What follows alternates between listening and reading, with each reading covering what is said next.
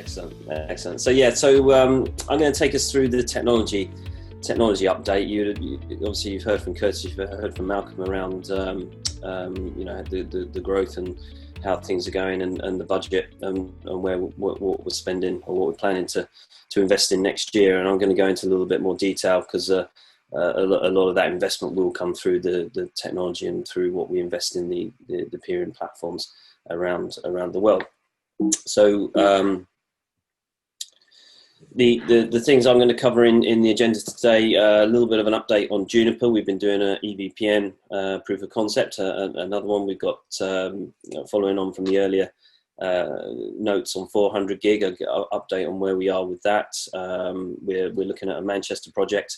We've got I've got some work that we're going to be investing in next year around automation and self-service, which ties into some of the product features that Jen and Mike have mentioned already. And unfortunately, we've got a couple of service issues, 3 service issues just to run through at the end there. With our investment, you would have seen from the budget, over the years it's fluctuated, and we've strived to try and mitigate those fluctuations. And I think with 2021 coming up, the investments that we made and learnt from the disaggregated platform, the Edgecore network, and IP Infusion, Ocnos software going in on London 2. And the Juniper MX10K platform, where we brought in high density 100 gig connectivity for the edge devices. We're looking at managing our capital investment next year in the region of 2 to 2.5 million, and that's including the investment that will obviously have to be made for 400 gig, and I'll talk a little bit more about that.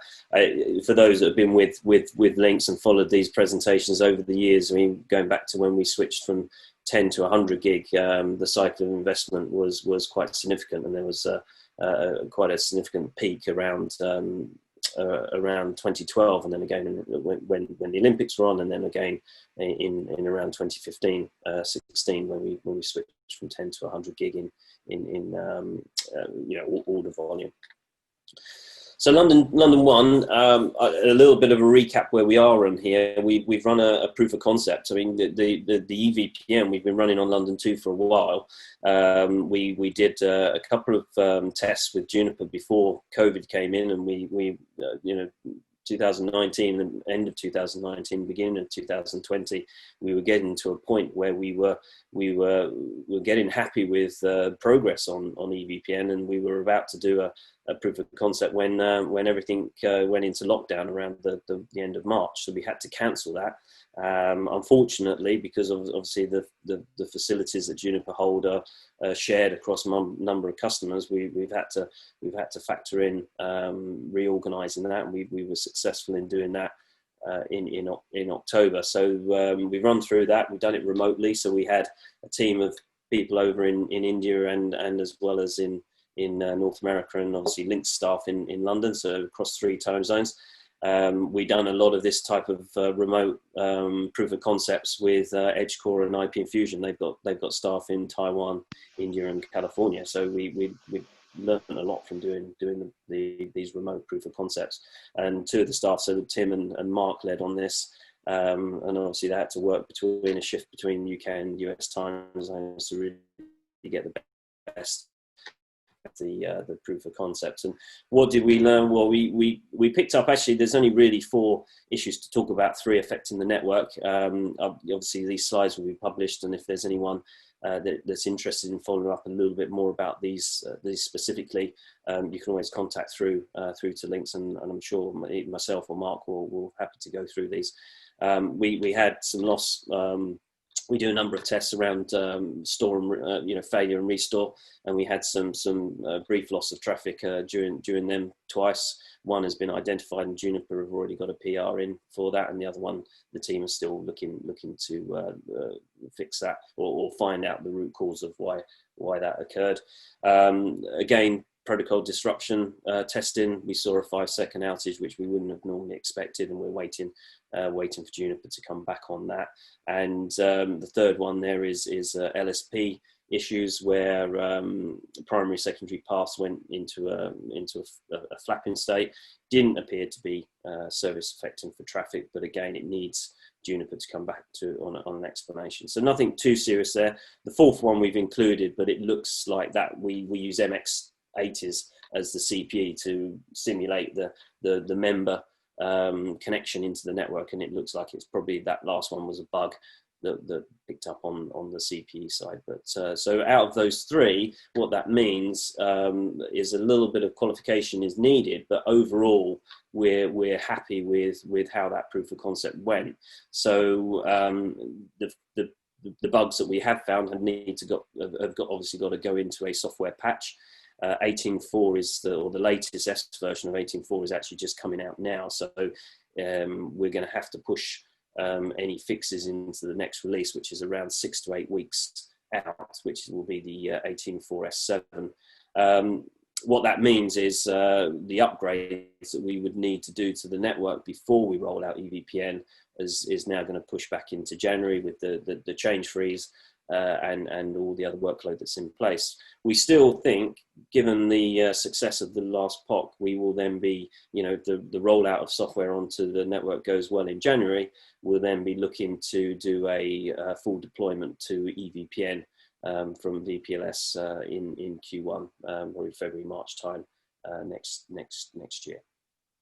Obviously, caveated there, if any other bugs come up on software, Junos software that we find on the way there, then obviously we'll revise our plans and keep everybody posted on that. But overall, I'd say that's gone well. It means that next year we're going to be investing obviously quite a lot in London 1 as far as time and resource and energy in doing a whole round of software updates and then pushing out the transition to EVPN and that service there.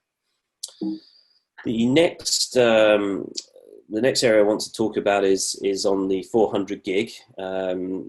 We obviously need to test out the solution before we can make it into a product. You saw from the pricing update that Jen gave that we've got a pretty good idea around the cost of LINX as far as deploying it. What we're less certain about is the time frame, and a lot of that really comes down to you, the members, to come back and say to us when you're really looking to deploy that on the edge of your networks to connect with service providers like us. So we continue to discuss with members, and we do ask as always, and if there's plans and you've got a contact, do come through to us, myself, or anyone in Jen's team around development of capacity that you need. Earlier that you discussed that with us, then the sooner we can be ready to meet your needs. We're looking across 3 vendors as far as how we might deploy the 400 gig solution. So with Juniper, we continue to track Juniper's Readiness. They do have functionality on the 960. Ideally, that would be only as an interim. Ideally, we would deploy the first 400 gig on the 10K platform, but the physical hardware that goes into the 10K is going to be lagging the 960 a little bit. So we're tracking that. The 960, the MPC 10 card is out now, which does have 400 gig capability. But then you have to look at how that factors into the LINX network. What's the cost? We would have to do some upgrades on the SBCs. We'd have to look at what Junos releases is available. So we'll balance the depending on when the first member order comes in versus when the Juniper situation is correct. We'll make a judgment on which way we go with that. But we're obviously keeping in close contact with Juniper on their roadmap. Then the Edgecore, we continue to work with them. They are a provider in London 2 of technology on London 2 and out in Saudi with the partnership with STC. We expect London 1 to be the first platform, the first peering exchange that will see 400 gig orders, but we want to keep the option open for deploying 400 gig elsewhere. So we do continue discussion with Edgecore. The difference with Edgecore is they are already producing 400 gig, but not necessarily 400 gig platforms or switches that support the IP Infusion Oknos, and so we would have to trigger a request for IP Infusion and Oknos to work with Edgecore to make sure that that's all in place, unless obviously somebody else has done so, and they're already working towards that. So we're keeping close on there. It's around about a 3 to 6 month process for that porting and certification of software onto the hardware platform. And again, obviously we don't want to trigger that too soon. We've got other work that we've got IP Infusion working on, and so it'll be a question of identifying when the members want to order the services, when we trigger that action. And then the third vendor that we're looking at is Nokia. So Nokia have been well established within the peering community, worked with exchanges like DKIX over the years on their 7750 platform is well tried and tested. So we've spoken to them as their 400 gig capability, and we've actually completed a proof of concept over September, October in our labs. So they kindly shipped us a box that we could put into our labs. We've been successful in running through that proof of concept. We've successful in the sense that we proved that we found a couple of bugs, mainly around the automation and manageability that the software team have raised and gone back, and we're working with Nokia to resolve them. But that's progressing. Now that was just done as a simple edge device that would allow us to connect 400 gig into the network. We're going to do further testing against MPLS and EVPN to look at the integration planning with that. But all three, Juniper, Edgecore and Nokia, are progressing well.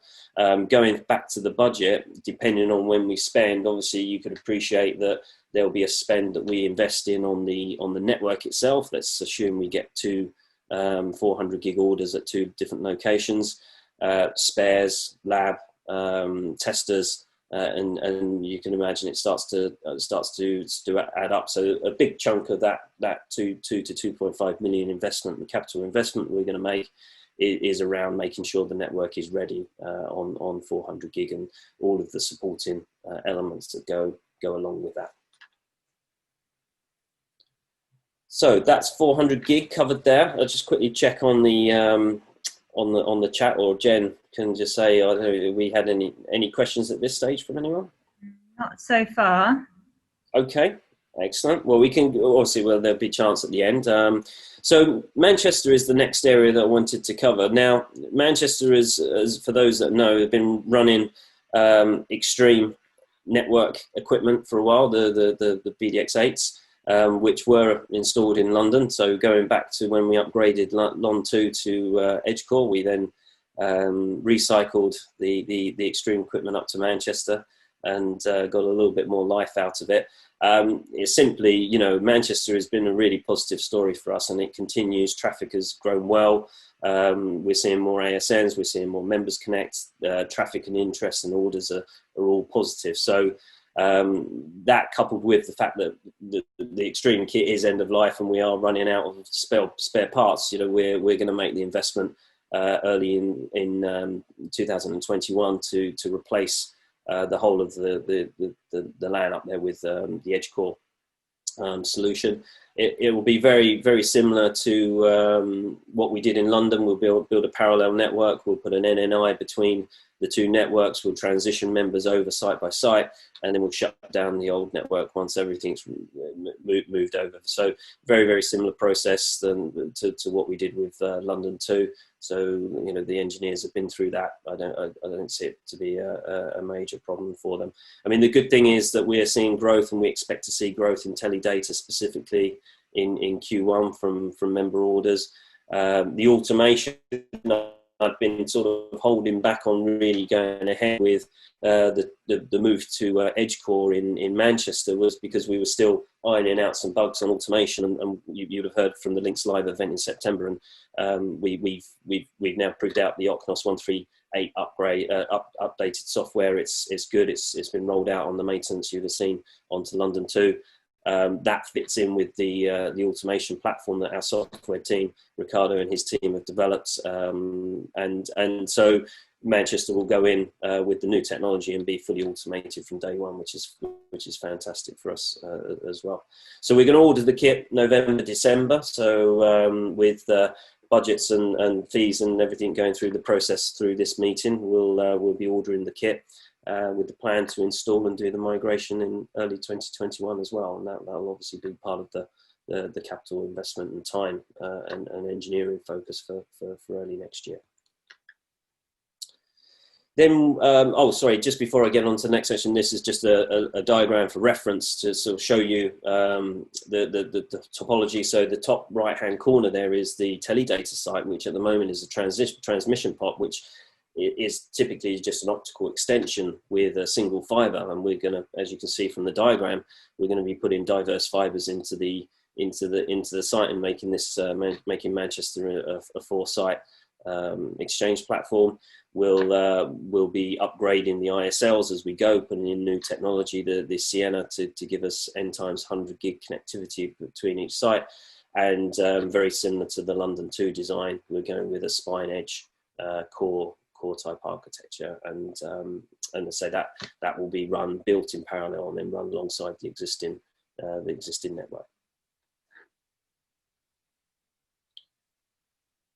I wanted to touch on automation, even though you know there isn't a direct capital investment in hardware and services. It's important, I think, for us just to recap and tell you where we're going with the automation element, and it's going to tie in with more and more about the portal features that Mike has spoken about. And you know, Mike described the UI UX work that we're doing to improve the member experience. You know, Curtis spoke about the feedback on the member survey about the portal improvements. We really do want to drive that, and actually we have been for the last year or year and a half been focused on it. But unfortunately, a lot of that focus has been in sorting out some of the internal mechanics that go on. So simplified system diagram there on the right, just to show you where the components are that we've really put our effort and focus in. So in 2020, we set about abstracting the technical service inventory, the TSI, from the CRM. So CRM, which is the customer database and product catalog, we also had all of the technical information in there, which made it very complicated for us developing new services and putting together anything new that we would run. So we put a lot of effort in abstracting that through and building the LINX API to talk to the various different systems. So we had the CRM system, the technical service inventory for the technical elements we apply to the services you buy, and then obviously the asset system, which is the network components, the devices that we install in the network. That, coupled with the work that we've done on the portal and what we will be doing on the portal, will then consume the API to drive all of the automation and billing services you see below. And I've shown London 1 network as being the configured network, but as you heard from Manchester, will be the same. London 2 will be the same as we roll out automation across the estate. So we've done TSI investment. We've done some improvements in the CRM. Ricardo's team launched the second version of our network configuration automation platform, which added a scheduler to the setup, so it gave us more granular configuration options, which will then build towards self-service. We've done a whole load of work this year around centralizing the root server configuration, tied in with the IX API and the portal work that we're doing. Portal features was, I say, you've heard from Mike, and you would have seen, for those that use the portal, we've started to enable you to be able to manage your contacts, get access to your bills and your invoices. So we've started doing some work on the portal, but that's going to develop much more in 2021.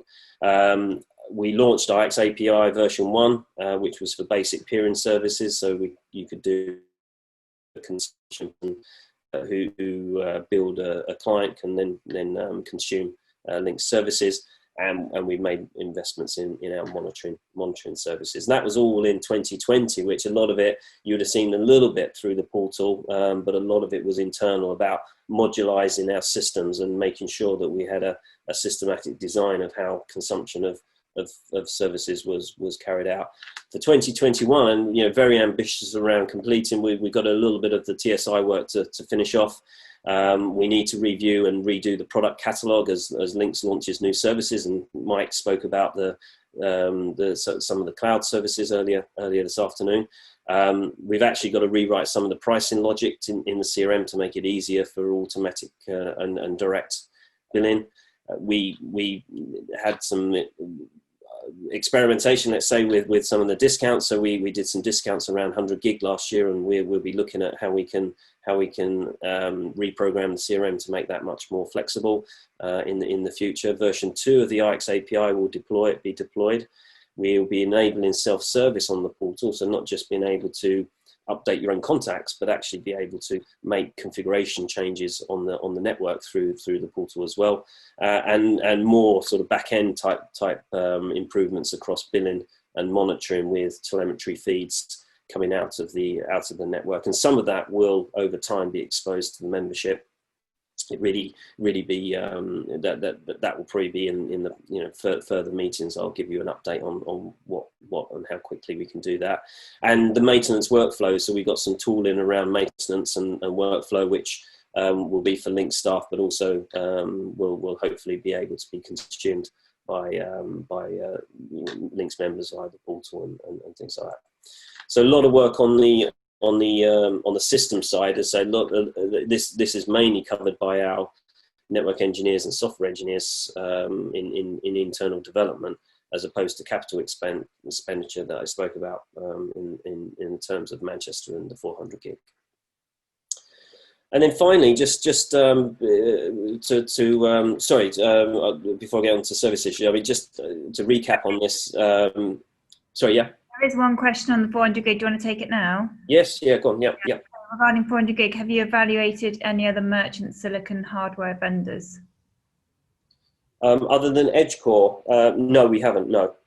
The Broadcom components in Edgecore, as I say, which chipset we or which vendor we use or flavor of chip we use within the Edgecore is still we're still in discussions with them, because there's a couple of different options, but it's at the moment it's all the Broadcom based chips in the Edgecore service Edgecore network routers. So yeah, so just to recap, or so just to come to conclusion on the automation, why are we making this investment? We do get feedback that the portal needs work, and we do want to make sure that we can enable new services and products that say Mike has been speaking about. So the only way that we can quickly develop products is to have the correct system design and set up as I've described. We're running our current IXPs. Manchester we fully automated from day one. When we roll out new exchanges, and if we do push exchanges into other geographies, full automation and standardization of deployment is critical for us to continue to grow with the level of cost and management that we have in place at the moment, and obviously exposing more and more of the health of the network, allowing members to for you to see what's going on, for you to get real-time reporting, for you to get statistics, telemetry, to do live configuration changes on the network. All of this is a drive and ambition for us to enable you to have a greater interaction with the network services. So these are why we're striving to do the automation element. And then so I just wanted to finish off with the service issues. Unfortunately, we've seen. Since I reported in September at LINX Live, we've had a couple more issues, and a lot of them, we've had a run actually of power problems. Some of them on our part, but most of them on the part of the data center where we've seen problems. The first one there wasn't a power issue. It was a BGP flap issue. It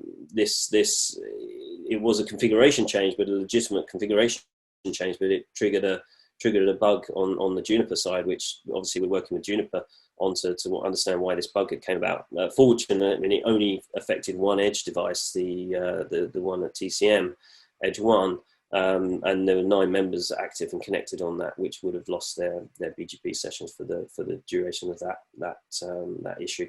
The second one was a power issue at Interaction, so they lost power. They went on to backup, which meant that impacted their ability to deliver sufficient aircon into the facility that we were part of.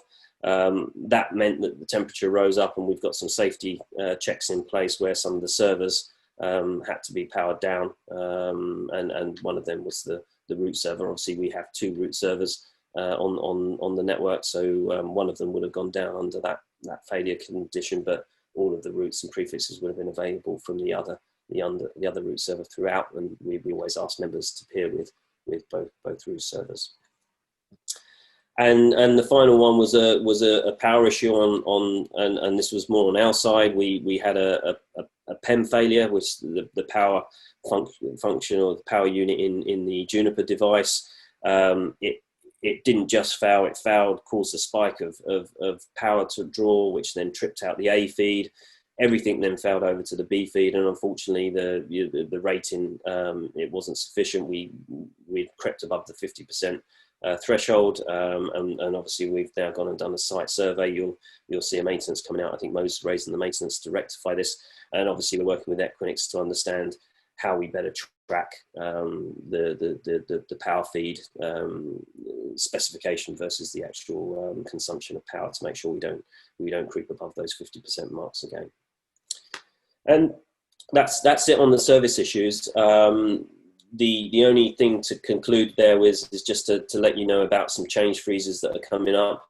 So we'll be doing a change freeze on our North America Nova infrastructure, which will coincide with the Thanksgiving. So that will run from Wednesday the 25th through to the Monday the 30th, because it's an extended, typically an extended holiday period. Thanksgiving on the Thursday, and then our own holiday season, which will see us over the Christmas New Year period, running from 18th of December through to 4th of January. We'll have a change freeze on the UK platforms, so that'll be in place. Anne and her team will send out a note nearer the time to the membership and on ops announce, but that's just to let you all know that will be coming up. And that's it from me. Just to see if there are any questions on any of the subjects that I covered. I'll stop sharing. Not seeing any extra questions. No, it's just that merchant silicon one. So no, I mean to Blake, I mean no, we haven't yet, but obviously the cycles in our research development, we do tend to try and look at other options as we get a chance. So it may well be in the future, but not at the moment.